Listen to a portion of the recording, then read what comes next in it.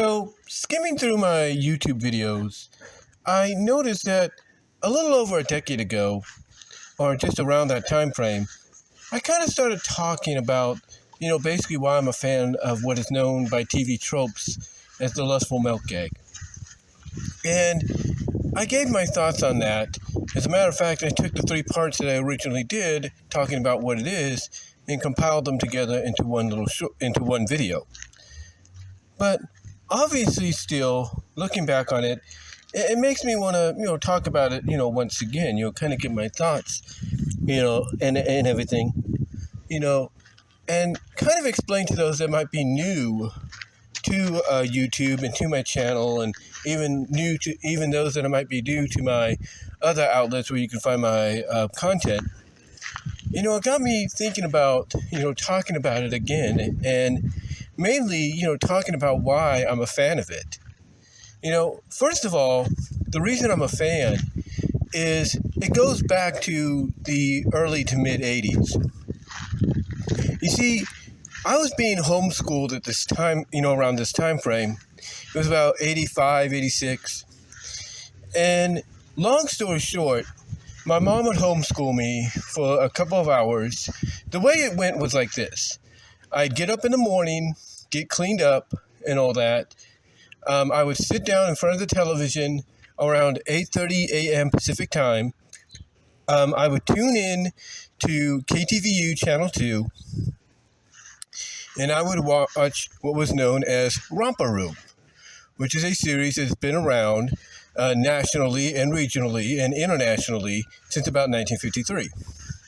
So I would watch that for about 30 minutes to an hour, depending on how long it went. I think ours went for about maybe 30 minutes. At times it would go for an hour, depending on the lesson and everything they wanted to teach and get across to preschoolers around the ages of 3 to 5.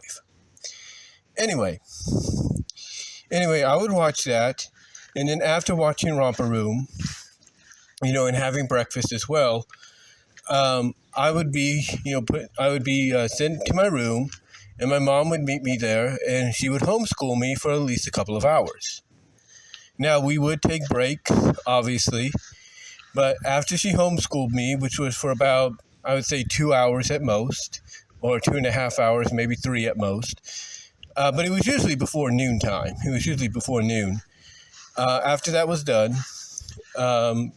we would clean up my little learning area, and then I would either play with my toys in my room, wait till she got lunch ready, or what I would do is I would go and I would watch television in the living room, and at the time, WTBS, now known today as just TBS, part of the WBD, Warner Brothers Discovery family of networks. I would watch TBS, and in the afternoon, they would have what was known as the Tom and Jerry Super Fun House. I think that was its name. But anyway, the Tom and Jerry Super Fun House was kind of basically like with what you see with Tune In With Me and Popeye and Friends and Bugs Bunny and Friends on MeTV, and what you'll probably see very similarly with the MeTV tunes. Basically, it was a variety show that showed more than just Tom and Jerry. It showed Bugs Bunny, it showed Wile E. Coyote and Roadrunner, Daffy Duck.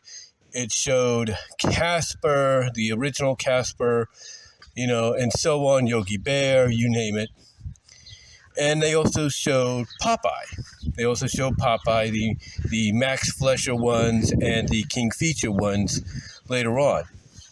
The King Feature ones, of course, are the ones that were more modernized, from the basically 40s throughout the late 50s. And then, of course, they would continue on with the television show where a lot of the shorts that would be theatrical were now made for television, and you could tell by the animation budget. Anyway, I remember one day sitting down, watching television as my mom was getting lunch ready for me and her, or it might have been after lunch. I can't really recall. But I remember one day, and I think it was around 1986. 1986. This is like months before, I believe, I was actually going into kindergarten because, of course, being homeschooled, I was held back a year from entering public school due to my situation. And, my mom wanted to make sure I was prepared and everything. So I ended up going into kindergarten at 7 years old, believe it or not. But anyway, to get on point here, I remember basically at this time, it was just me and her. My sisters were in school. My dad was at work. And I was watching, like I said, Tom and Jerry Super Funhouse on WTBS. And the episode, I think it was towards the end of it, had a Popeye cartoon. And it started out, because Popeye, the way it would start out, depending on what you were watching, was either the black and white one with the sailboat and the opening of the windows. It was either the AAP, and that was a notification, ladies and gentlemen. I do apologize for that. If you heard any vibration, right there, that was a notification being sent to me. I do apologize for that. Let me just double check what that was. Hold on, guys. Hold on. Let me, it was just a message through Facebook. But anyway, like I was saying, Popeye at that time was either, the way you knew what kind of Popeye you were watching was you either had the black and white intro with the sailboat and the windows opening, or you had the AAP intro, which was also used for like some of the Looney Tune cartoons and some other cartoons as well. Or you had the Paramount Pictures one with the star coming forward, the animated star coming forward, and Popeye's head popping out going boop, boop, that before the cartoon would start. And sometimes the cartoon that you would watch would have, later, with the later Popeye cartoons, would either have the AAP or the Paramount Picture intro. So you could be watching, let's say, Beach Peach, and you don't know you're going to be watching it because you get the AAP intro and not the Paramount Picture one. Anyway, to get to the point, I remember watching one day, and I think it might have been when it had the AAP intro to it, can't really recall. And the episode, of course, was Parlez Voo's Woo. Parlez Voo's Woo. And for anybody that knows about it, it was one of the later shorts towards the end of the theatrical run in the late 50s of the Popeye cartoons. And at least that's according to the 2-disc DVD set that I have. So anyway, long story short, I remember watching it. And again, for anybody that knows, the one I'm talking about, everybody declares it as the one that has the most beautifully designed, drawn olive oil that they've seen. And the way it goes is basically a lot of the things that get talked about in this cartoon happen. Like, when the International, which is a play on a real, at that time, TV persona called the Intercontinental, the International, when he would tell the audience at watching from home, like mainly the women audience, that their eyes are like limpid pools, Olive would close her eyes and then open them again, and they would become little limpid pools. Or, she would have like a lipstick stamp that she'd place on her lips when he would mention something about the lips being like the cherry rose or something like that. Anyway, long story short, it's basically outside of some of the things that happen, like, Olive going all gaga over who she thinks is the International, but it's not. Her arm getting all wiggly when the false International kisses it, and her hair stands up, and, her eyes turn into hearts. And then when Popeye tries, of course, he turns to ice and all that. It's basically outside of some of those things. It's the typical Popeye cartoon where basically it's about, Popeye taking on Bluto because Bluto wants Olive for himself, and he's basically going to go to any level to make that happen. And what happens in the end, of course, in any typical Popeye fashion, is he ends up exposing the false international for being Bluto by eating his spinach, because basically they have a little sword fight, and Bluto tries to stab him in the chest to try to kill him, but instead he accidentally stabs the can of spinach he has on him, and Popeye, seeing this as an opportunity, eats the spinach as it comes out of the can, and then of course that's how he defeats Bluto, exposes who he really is to Olive, who's disappointed. But then what's interesting is after he defeats, Bluto, Olive goes up to him saying he's wonderful. Popeye then pulls out another can of spinach, eats it again, and becomes his own version of the international, along with a French kind of like accent. And then what happens is he kisses Olive on the hand. She turns all red. Steam comes out of her ears and everything. Like she's just erupting like a volcano, And then she says the line, she sighs basically, and then she says the line, "I'm just like butter in your hands." And as she's saying this, she's literally melting into a puddle of running butter on the floor, to the point that after she says the last part of it, she's just like butter in his hands, after she says the hands part, all of a sudden she's now just a running puddle of butter with a smiling face. And Popeye just stops for a second, kind of surprised about what he sees, and then he just laughs as she's flowing down the floor as a puddle of butter. And what's interesting, and I didn't notice this until, of course, watching it, years ago as I got older, when you slow it down, especially on the DVDs or even the VHSs, but mostly the DVDs, and maybe even YouTube, because it's on YouTube, you can notice as a melted puddle of butter, as she's flowing down towards the end, as it's going and fading to black, you can see like little dry spots developing, and one little dry spot goes right up to her, right eye, and it feels like it goes right into it, like it's drying up her eye and everything. So, yeah, it's kind of like interesting to see that little tidbit. But anyway, that's basically how I became a fan of it. That's how I became a fan of the Lustful Melt Gag, because of that moment, because of that cartoon. And then any time a cartoon would come on at that time, on the Super Fun House, I would pay attention to see whether or not we would get a similar gag. And the next time I saw it, ironically, was about maybe a week or so later, or a couple of days later, I can't remember. But it was basically within the same month, and it was the Porky Pig cartoon Swooner Crooner, which for some odd reason is not on Boomerang or Max, which it should be. Hopefully it is. I don't know if it's on any of the Platinum Blu-ray or DVD sets. Let me know, guys, if it is. But anyway, I was, watching, another episode of Super Fun House, again, after doing, the whole routine of waking up, getting cleaned up, watching Romper Room, doing homeschool and whatever, having lunch or before lunch. I was watching it, and Swooner Crooner comes on, and again, this is the second time I see this. It's the second time I see this, this gag, this trope, if you will. I'm trying to think about the right words to say here.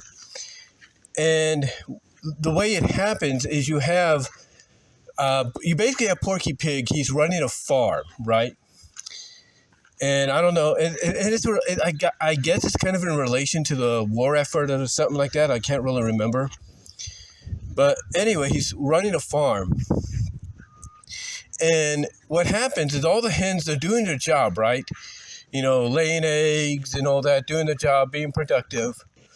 All of a sudden they hear this voice, this singing voice that, gets their attention, and they run right to it. Like they abandon all their work, or basically take some of the work they're in the process of doing and reverse it. There is a moment that happens in the cartoon where that occurs. But anyway, they take off. They take off. They even leave little notices like to Porky when he's wondering, okay, what's the slow up and everything. And then he sees these notices on the little nest that say absentee us too. And then he's wondering, okay, where they are, or where are they? And then we see where they went. We see where they went because what got their attention was a Frank Sinatra-like rooster. And, of course, back then, the likes of Frank Sinatra and Bing Crosby and other notable celebrities that were multi-talented were always characterized. They were always parody, satired, if you will, in the cartoons. So they did it here, and it's during one of the performances, or one of the songs that the Frank Sinatra character sings. You see all the, because Porky, he's looking for all the chickens, right? And then when he sees where they're at, you have the Frank Sinatra chicken or rooster start singing again after Porky's kind of noticed or found where his, his chickens are. Porky sees where they're at, sees, what's going on. And then he's just in shock as he's seeing them react to the new song or the next song that the Frank Sinatra chicken is singing. And a lot of them, of course, if you watch these kind of cartoons from back in the day, a lot of the female fans get they get over exaggerated with their reactions. They either faint or pass out or whatever. And you see that here with the hens, with the chickens, if you will. And one of them is a black and brown chicken, and she's just, she kind of leans back, says Frankie's name in a sighing-like way, and then she just suddenly droops down, and she literally melts into a black puddle with her little frizzle or frill or whatever it is, red frill, on top of the puddle, but she doesn't, melt down into a puddle with the little frill on there, and it's just like a steel puddle and everything, like silent and steel, like not moving. No, instead, she does this, and she's vibrating. Like the puddle, vibrates like she became a fried egg, if you know what I mean. So basically, that's the second time I saw this gag. And apparently, Porky's trying to find a way to reverse the effects. So we're seeing a montage of all these different roosters, satire roosters, based on other celebrities and singers coming in to try to reverse the effects, if you will, of what happened. And the only one that is able to make it work or kind of reverse the effects is a Bing Crosby-like a chicken or bird, if you will. And he starts singing, and all the hens and chickens that have fainted and all that, or in this one hen chicken's case, melted, all that gets reversed, and they all head towards him. So you kind of end up getting like a little bit of a competition. And what happens is it's during the competition that the hens start laying eggs a lot more. In fact, they do it so much that it basically surpasses Porky's goal and everything that he set out to do, even impressing him. And then what's funny is when he asks, how did they make this happen? What was the secret? The Frank Sinatra and Bing Crosby like satire chickens, they say, oh, it's really simple, Porky, like this, and then they do the little harmonizing and everything, and it causes Porky to end up, and that's a notification that you just heard. I do apologize, but it ends up causing Porky to lay eggs as well, which is kind of funny and everything. But yeah, going back to that one hen, that black and brown hen. If you will, a chicken. Yeah, that's the second time I've seen the gag occur. But the way it happened was the fact that she melted to the point that she was like basically a puddle with her little frill on top, but she was still wiggling, like she was still rippling, like she became a fried egg. That was the. So yeah, that was the second time I saw the gag. But what's crazy is obviously this short from the Looney Tunes side of thing came out years, about a little over a decade before Parlay's Voo's Woo. So yeah, that's just, but yeah, despite that, little oversight, it was, that earlier 1940s Looney Tune cartoon, Porky Pig one was, if you will, was the second time I'd ever seen the gag. So as a kid, I kind of knew that obviously cartoons had this, but I could not figure out, okay, what other gags or what other cartoons would have the Lustful Melt Gag. And for a while, I didn't see much. I mean, I saw the melting trope, if you will, occur. Sometimes just comedically and all that because of reasons, like in Tom and Jerry, with Tom's cousin, with the Looney Tunes, Chuck Jones cartoon with the Martian trying to find a home on Earth, but then realizing his home's back on Mars and everything. So I'd seen the melting trope of it, the melting part, but not the lustful. That wouldn't be, ladies and gentlemen, we get to the 1990s. That's right. Because all of a sudden, here comes Tiny Toon Adventures. And then years later, here comes Animaniacs. And of course, you have some Disney ones doing it too. But all of a sudden, here comes these cartoons. And they're bringing back the gag, in a big way. In Tiny Toons, we see it happen in Looney Beginning with Babs, dressed up as Jessica Rabbit, causing it to happen to Buster after she kisses him.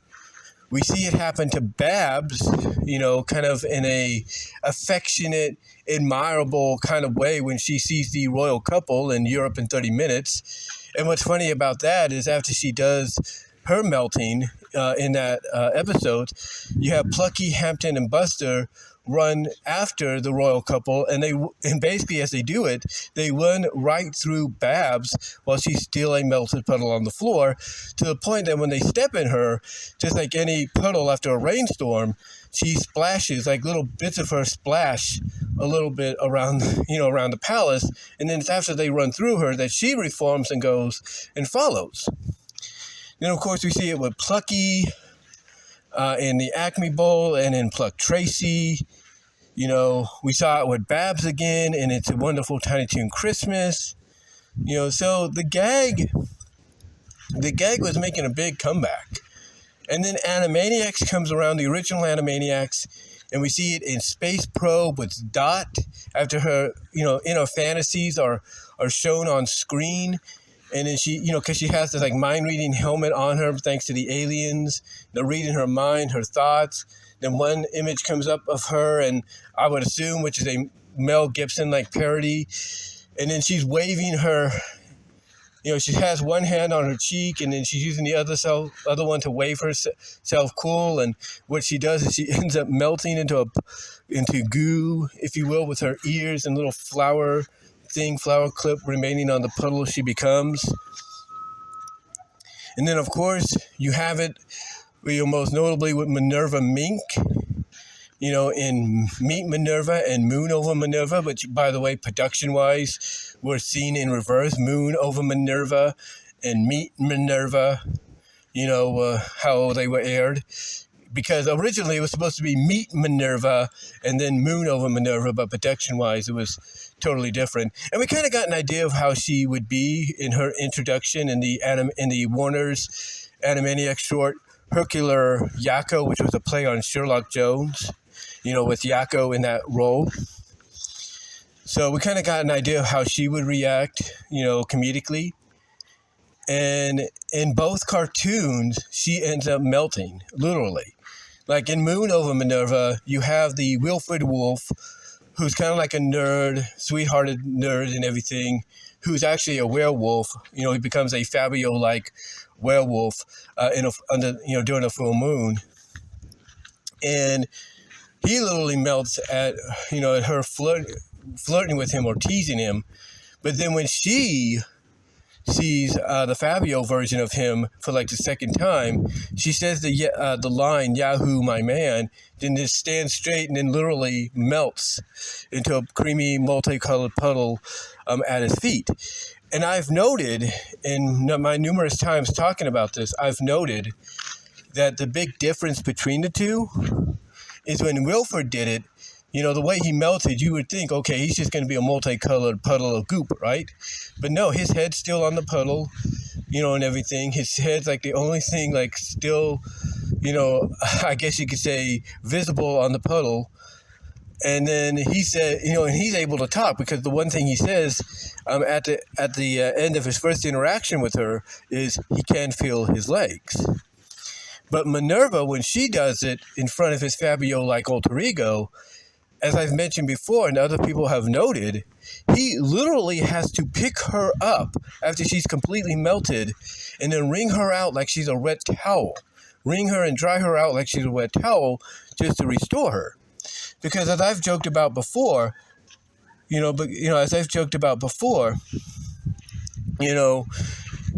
was so completely melted that Wilford, could go to town, have a nice dinner, go enjoy a movie for at least 2 or 3 hours, maybe even, take in a workout at a local gym, and within those 2, 3, 4, 5 hours, he could come back, and Minerva would still be completely melted on the ground.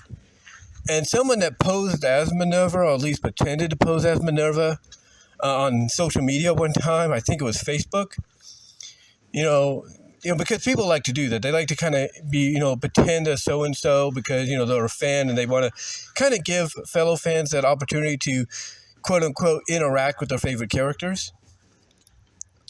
Well, basically this person answered a question that I and others had, about that moment, about that gag. And basically they said that what we were suspecting was kind of true. It was kind of like, when Minerva did the complete melting, or Lustful Melt, it was kind of like basically being, being put to sleep in a nap, kind of being like in a Sleeping Beauty, like slumber, to the point that, again, like I said, Wilford could go off for 3 to 5 hours, get some dinner, check a movie out, do a workout, come back, she'd still be on the ground completely melted. So, yeah, basically that's the first time I've noticed it with her and the gag being used in Animaniacs, to the point that he has to wring her out, has to wring her out and dry her out to restore her.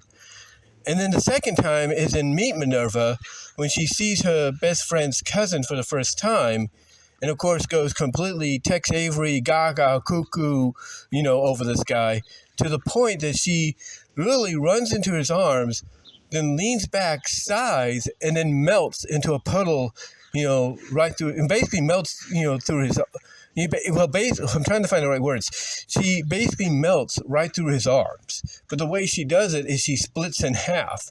Literally, she leans back and sighs. You have her upper half going one way, and then you have her bottom half going the other, but they're all meeting together down, at the feet of, Trudy's cousin's feet.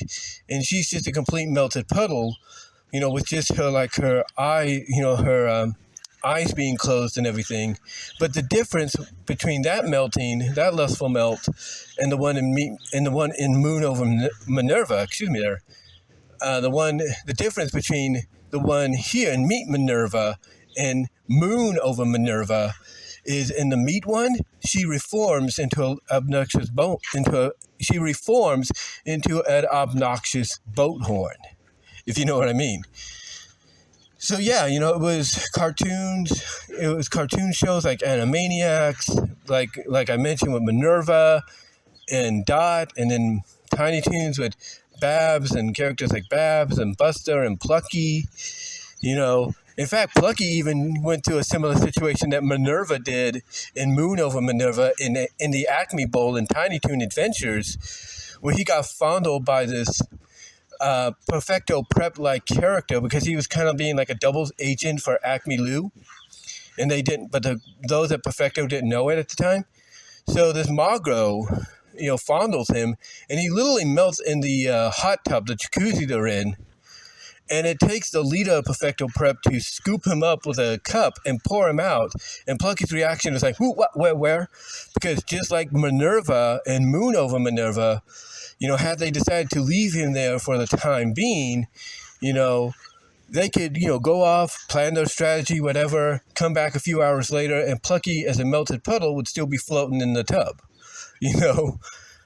But yeah, it was through cartoons like that I got reintroduced to this gag.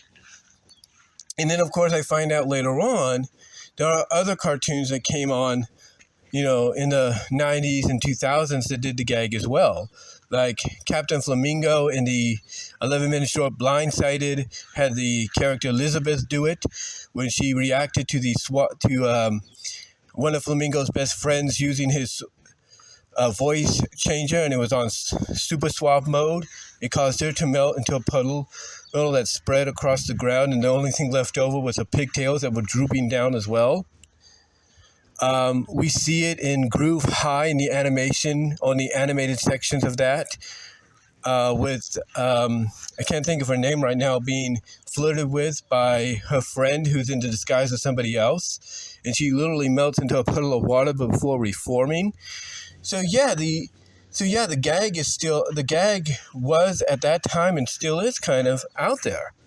It's still out there to a point that I believe the new Tiny Toon University show is going to have it in the second half, because we kind of got a taste of it in the freshman orientation pilot, the first episode, with Buster and Babs now as siblings doing the melting gag as part of the performance. So something tells me we're going to get that gag soon. Just don't know when. They've had numerous opportunities throughout the first season, numerous opportunities in the first half of the second season. So now the thing is, in the second half, will we see it? I think we will, and it might be with a character that you would think, looking back at the original Tiny Toon Adventures, would have been suitable for this gag, and that, of course, is Fifi. But will it happen? We'll have to see. We'll have to see. But yeah, this gag to me... But yeah, going back, I should say, this gag to me is the reason I became a fan of it, all the way back, like I said, in the early to mid-'80s with Tom and Jerry's Super Funhouse.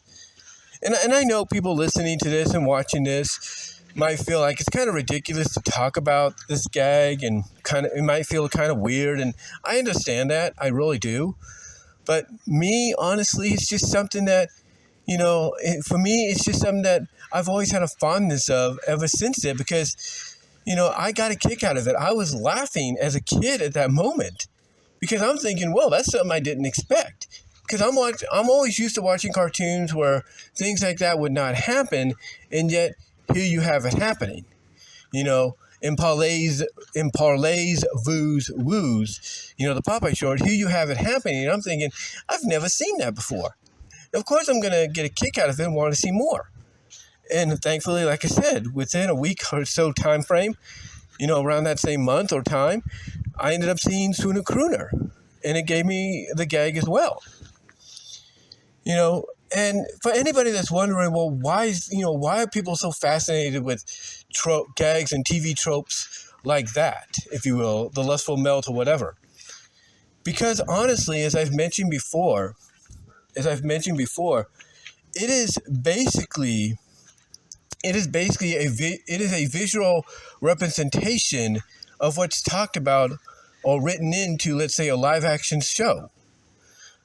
For example, as I mentioned before, you have Major Dad. It was a sitcom on CBS, and there was a moment in one of the episodes when Major Dad was on a second honeymoon with his wife, and they're laying on the bed, they're kissing, kind of making out, and the wife is saying, is telling him that she's melting. And here's the thing. Had the Major Dad series been animated in a very Toonish-like style, then yeah, there's no doubt we would have seen that. We probably would have seen her getting, kind of slowly melting and everything. But we didn't. It was just her verbaling, how she felt. But with animation, you were able to see it. And nowadays, you're even able to see it even more so with the technology we have when you combine animation and live action. You're able to see it even more so, but not as much. But yeah, basically it is a visual representation in animation form of what is said in live action form. I mean, you even have comic strips that do this. Whether they're official comic strips or not, you have them that do this, and they do it because it's a visual representation, of how they feel. Instead of them just saying it and just, that being the end of it, you have a medium that allows you to have a visual representation of of what of how they're feeling, of how they're feeling and everything. So again, overall, I was, overall, I was just happy to become a fan of it when I did, and which is why I'm always an advocate to see this gag show up again in some kind of form down the line. I mean, I looked at My Little Pony Life, thinking we might get it. I'm looking at Tell Your Tale, wondering if we might get it. I'm always looking at, animated shows with the style of animation they have as, hey, this might be where we get it. This might be where we see it. I mean, heck, the new Married with Children animated reboot or continuation or whatever you're going to call it, because it's animated, you could have the gag show up there for someone like, what's her name? Kelly's character, Christine Applegate's character, Kelly, as well as Peg. You could have it happen for them, and it would work. It would actually work. So, so there are shows out there currently today and upcoming from an animation perspective where this gag, depending how they're presented, could work. It could work, and I think fans would enjoy seeing it. I think fans would get a kick out of seeing it. They would. But anyway, though, guys, I just wanted to come on here, again, looking back at some of my classic videos over the past decade or so, the past almost 16 years, and I just wanted to kind of give a 2024 updated discussion as to why, I became a fan of the Lustful Melt Gag, as well as to why I believe down the line, sooner or later, whether it's the second half of Tiny Toon University, whether it's something in MLP Tell Your Tale, or it might be the new Married with Children animated show, why I believe, or even some of the new Looney Tunes shorts that they got out there, maybe even The Day the Earth Blew Up, the new Looney Tune movie that's coming with Porky, Daffy, and Petunia, why I believe there's a good chance we could see it again. And I think when we do, people will enjoy it. People will like it. They'll be happy to see it. Because again, it would be a visual representation of how the character feels. From a romantic or affectionate, crushing, crush-like, I should say, not crushing, but crush-like standpoint. But let me know what your thoughts are, guys. Comment down below. As noted in the description, maybe even at the beginning of this video, Super Chats were open and Super Thanks were open and still will be open after the video premieres. But give me your thoughts on the Lustful Melt Gag. When did you first discover it and everything? And do you think we will see it again? And what show or movie animation-wise do you think we might see it show up in again? I'm trying to find the right words to say. Show up in again. Let me know your thoughts. And are there any shows, maybe animation-wise, that I missed out on that may have had the gag, in the 90s and the 2000s and everything? Let me know. Let me know down below and in the live chat during the premiere. And until next time, guys, I will talk to you all later. But again, give me your thoughts. Love to hear from each and every one of you on this.